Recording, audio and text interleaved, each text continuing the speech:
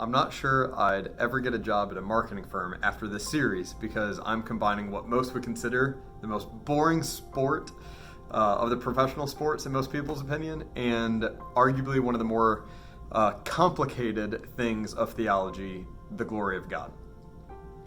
Baseball is argued as one of the most complicated professional sports, if not the most complicated, and all the different moving pieces and all the rules and just the different things in there. And this really hit me when I went to China years ago and had to try to teach them wiffle ball.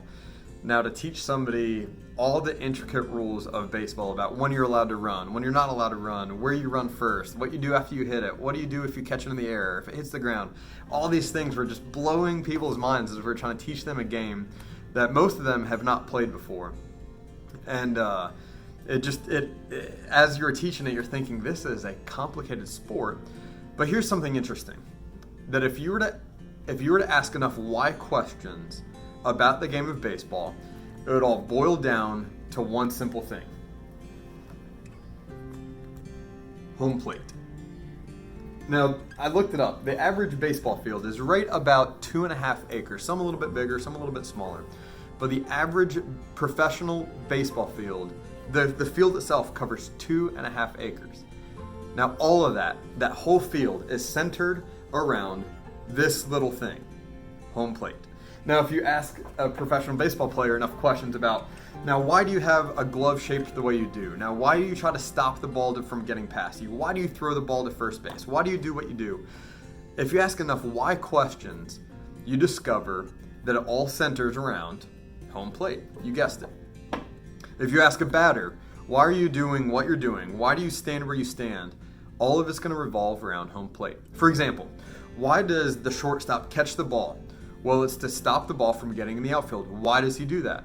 So that he can get the ball to first base. Why does he do that? To stop the runner from getting to first base. Why does he do that? Ultimately, to prevent the other team from crossing home plate. Now you ask the batter, why is it you're doing what you're doing? Well, I want to hit the ball into the field. Well, why do you want to do that? So that I can get to first base. Why do you want to get to first base? So I can get to second base, to third base, eventually so I can get home. Now, could you imagine, now understanding that really simple idea of home plate being the center of the entire game, could you imagine having a coach that told you any other purpose of the game? Maybe he tells you that the purpose of the game is to get to first base. Now that you understand, even the most simple understanding says, no, there's more to baseball than just first base. If you said, well, it's to get out there and make the best plays possible. Fun, and you might get on ESPN, but still not the purpose, not the deepest why of the game of baseball. That coach would be fired if he sold you anything short of getting to home plate. Now when you understand that, let's talk about God's glory. This crazy complex thing that a lot of us are already probably starting to snooze on, right, as we talk about it. But the glory of God is the home plate of everything. If you ask enough why questions, eventually you'll have to get to the question of to the answer of the glory of God. Why do I wake up in the morning? Why do I raise the family? Why do I live with respect? Why do I honor those around me? Why do I go to church? Why do I? If you ask enough why questions, eventually you discover that the home plate of our existence is nothing other than the glory of God himself.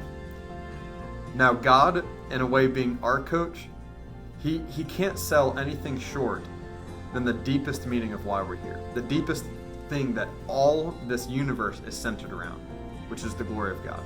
And that's why God can say, glorify me. C.S. Lewis says something along the lines of, when God commands us to glorify him, he is also telling us to enjoy him. This isn't something that's just a far out there idea. It's something that we can live with passion for. It's something that gives our life meaning. It's something that directs us, just like in the game of baseball, that everything makes sense when you finally understand and you introduce the idea of home plate. It gives your life purpose. It gives you direction. It allows you to ultimately understand what the greatest win of this game we call life truly is, and that is to glorify God. Now, what is this glory of God?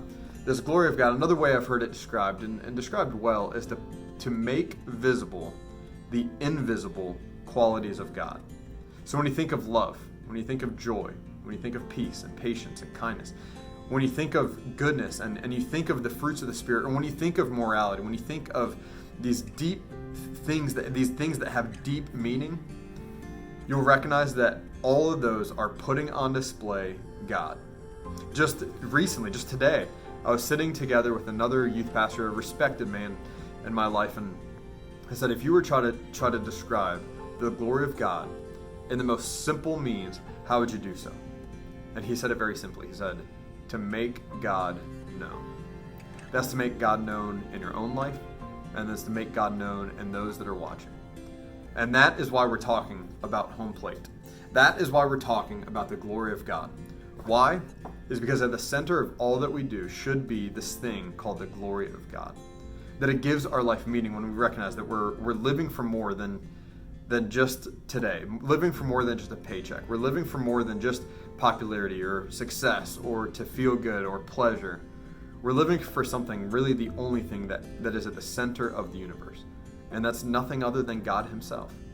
And that is why we're doing a study. That's why we're dedicating these next few weeks to understanding better what it means to apply the glory of God to our life, to recognize that at the center of all that I'm here, the reason I'm here, the purpose for what I'm doing is to glorify God, is to put on display the deepest meanings of things in this world, is to make God known. I'm excited that you guys are joining me.